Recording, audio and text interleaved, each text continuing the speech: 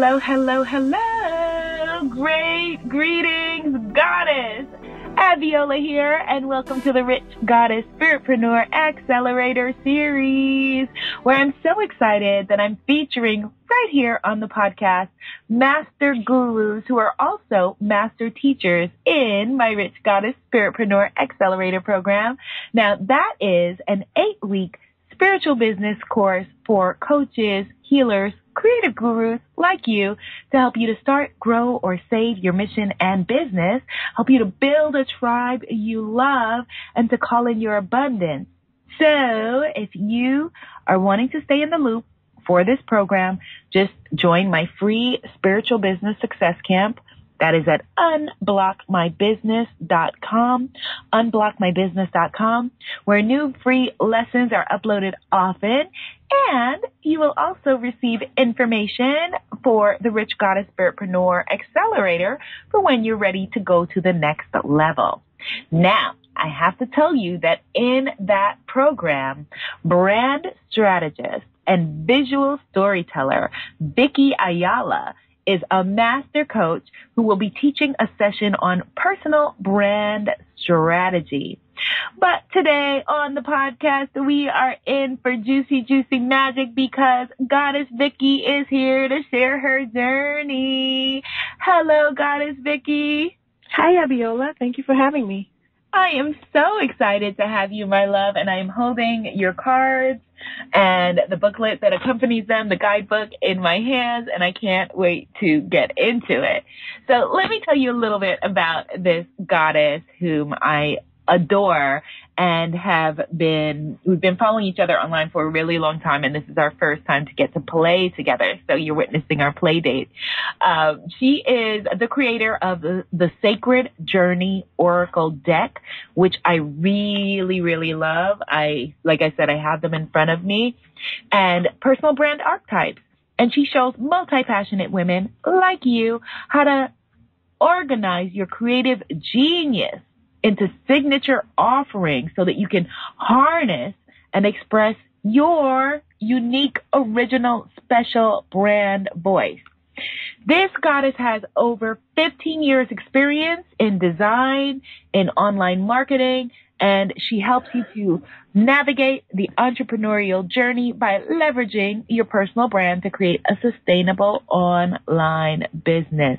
You can find out all about her at VickyAyala.com, but right now, just sit back, relax, and enjoy the conversation. So, Goddess Vicky, that is who you are professionally, but who are you behind that magical description?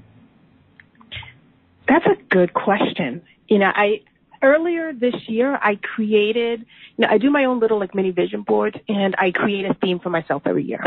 And I'm looking at it right now, 2017 was the year to create yourself. So when I think of who I am, I feel like I'm still in the process of creating that person.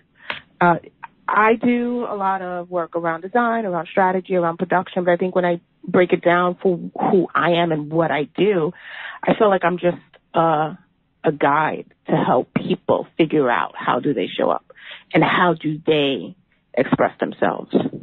That's beautiful, sis. That is absolutely beautiful. Tell us about the journey to create the Sacred Journey Oracle deck. The journey to create that deck, ironically, it's Sacred Journey, and creating the deck and that brand in itself became its own story and journey. I was working freelance at an ad agency, and prior to that, I was doing the freelancing entrepreneurial thing, and I needed to make a change. So going back to that traditional cubicle job kind of gave me that structure I needed to figure out, okay, what were my next steps going to be? And so, as an avid card collector as well, I like looking at indie decks and looking at the creations that people put together. I decided, I know what I offer. I know what I do as a strategist. What if I created a deck that can help complement the brand development and evolution of someone, infusing the concepts behind why people create, tarot or oracle decks. And so I saw there really wasn't a deck that can help people navigate their brand and business development. And so that was the original, I guess, genesis for why I went to create the deck. And then during that process, I realized it became a little bit more than just a deck to help people figure out how do I launch a program.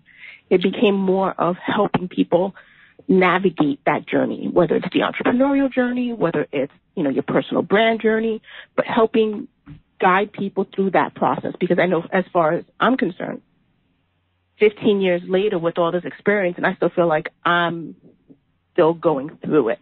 So when I look at building a brand and business, it's not so much a destination, it was the journey, and that's kind of how the name came about, using these cards to help entrepreneurs, especially multi-passionate entrepreneurs, figure out how do they navigate that journey. That is so beautiful, and I love that you shared how you had one intention in the beginning and then it shifted, because as a card deck creator myself, I know that journey where the cards really do take on their own life and their own pathway, don't they? Mm-hmm. Yeah, they really, really do. And so I want to do something fun with you. I often have people in sessions pull from my cards, but I've never been able to have a card deck creator pull from her own deck. So, Goddess Vicky, will you please give me a number between 1 and 11, and I'll shuffle my Sacred Journey Oracle deck, and let's see what we get. Okay, I will do the number, I'm torn between 8 and 9. I'm going to go with 9 because that's the number that first came to me.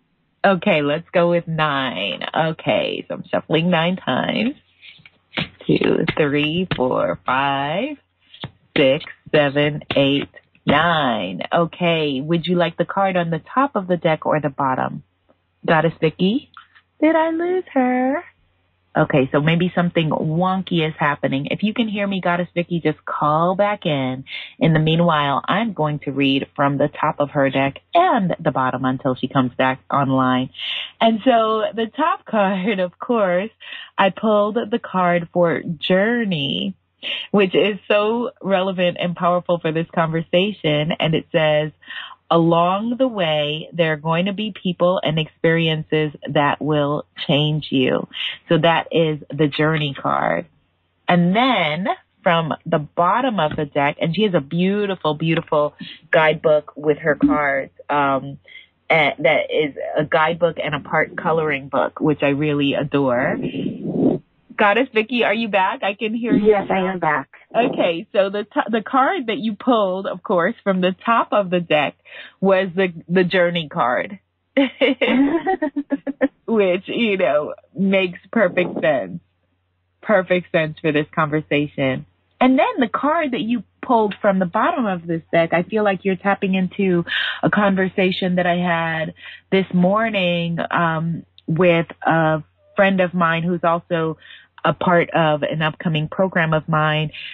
You pulled the Coven card. That was the other card, the card that was on the bottom.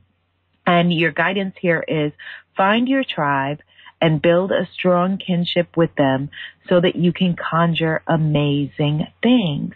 Now, do you feel like you have found your tribe?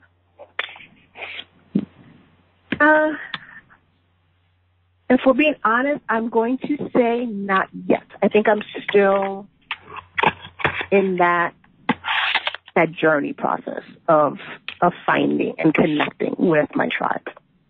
I get that. And I appreciate the honesty, because that's the same conversation that I was having this morning with this powerful goddess who's also a brand strategist named Lainey Love, Reverend Lainey Love. If you guys don't know her, she's amazing. She has an upcoming program called Ignite the Fierce Within that I'm going to be participating in. And I was telling her that I felt the call to retribe.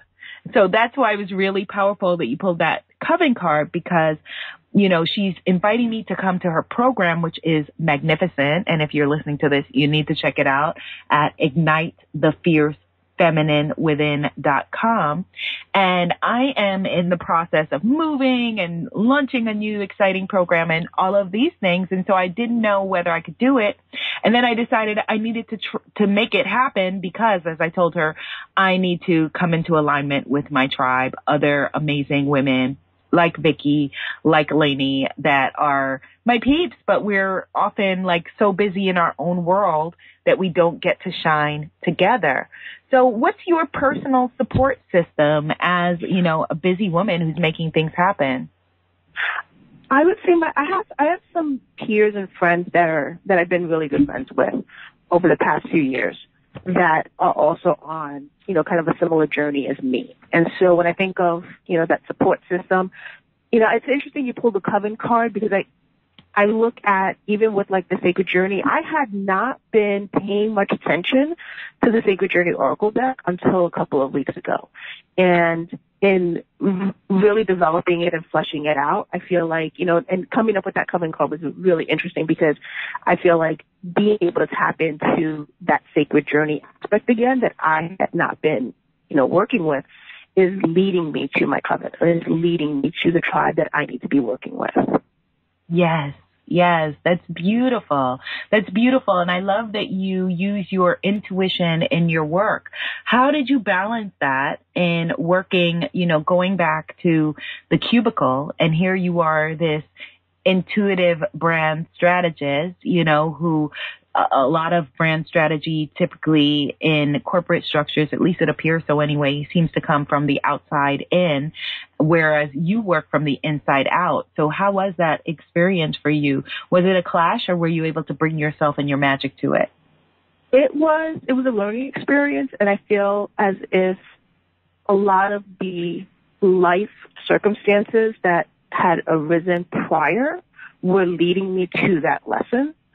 I'm not a cubicle type of person. I've always struggled in a cubicle role, or even just the idea of sitting in a cubicle. I remember my supervisor kept wondering why I was always working in a conference room, and I explained to her, I come from a co-working place. I have a hard time just working inside a box. Even if it's just sitting at the conference room to brainstorm or to work on what it was that I was doing, needed that free open space just in order to get my brain to function the way it needed to. And so that experience of going to the cubicle told me that sometimes I need to turn off the intuition and just do. Because what it ended up doing for me was it was like a reset, if anything. And I realized that sometimes we need that reset. We do, and we also need the blend of the feminine energy, the sacred feminine, and that sacred masculine do take action energy. Because often as creative people, as multi-passionate women, as you say, we can get into the headspace where, like you and I can go off and color, color and play and, create and, have ideas and vision boards for days, but then inspired action needs to come into account, which I feel like is a big part of your work that you help entrepreneurs to do. Because one of the things that often holds, the women that I work with back is that they'll go and they're always getting ready. They'll, they're in their head and in their heart and, like they've been working on their website for 4 years and they're scared to be seen. And have you noticed that? Yes, I do. Yeah. And so how do you work with someone to get out of, to take what's in their heart, take what's in their head and bring it into the world? I'm trying to find the best way to answer this because you also described me. Yeah. I want to say, I guess the responsible action, answer would be take action.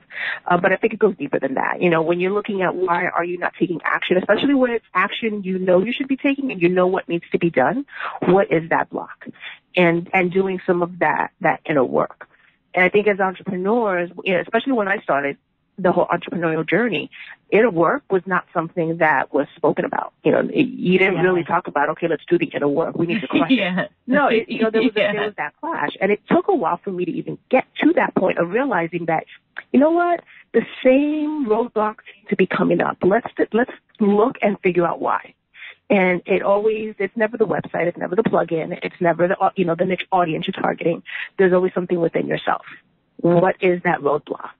And being able to, do that inner work to tap into, okay, what are those triggers that are keeping you from taking action? Yes, yes, that is so important. Thank you for sharing that. That is absolutely so important. What is the roadblock? What is it? Why am I holding back? Why am I playing small? And then taking inspired action. And I'm on your site right now, Goddess Vicky, and I have to share with you, I've been to your site maybe about 3 or 4 times, to buy the cards. And then I came back to your site. Now I'm here now and it's gorgeous. It's always gorgeous, of course, because this is what you do, but it's completely different each time. So is it because you're such you're a creative guru and then this is what you do? Do you change your site? Do is it where, like you said, because I know I'm speaking about me as well, and when we're multi-passionate, as soon as we do something, almost our brain is on to the next thing. How do you keep from redesigning your site like even more often, or am I imagining things, or is it totally different each time? It's, and the funny thing is it always looks like it's a brand new site, but I really only made minor, like I'm using the same theme. It's the same color palette. It's the same, like all the options are the same. I would just change like the homepage. The only thing that's really significantly changed, I would say, is the homepage. And that's because over the summer I, went through this sabbatical of figuring out, okay, what direction do I want to go in? Not so much just what direction I want to go in. Am I expressing the version of myself that is ready to show up? And I think I'm fortunate as a designer that I can, if it changes on Friday, I can change it on Friday. If my answer changes, next week, then I can just change it on the website next week. But being clear in not just what you do and who you are, but how you want to express it. Yes, which brings me actually to a really key question that I feel like a lot of folks get lost in. How do you define a brand? I've always looked at, the way I've always broken down a brand is, let's take it back to what exactly is a brand. A brand is a mark. When you think of, Nike and you think of all these big brands, they have a mark. And a lot of times people associate, okay, a brand with a logo. But the logo is just a visual representation of what the brand represents. So when I look at a personal brand, I tell people, what is the mark you want to leave on the world? That is your personal brand. That is your personal brand is the imprint you leave behind.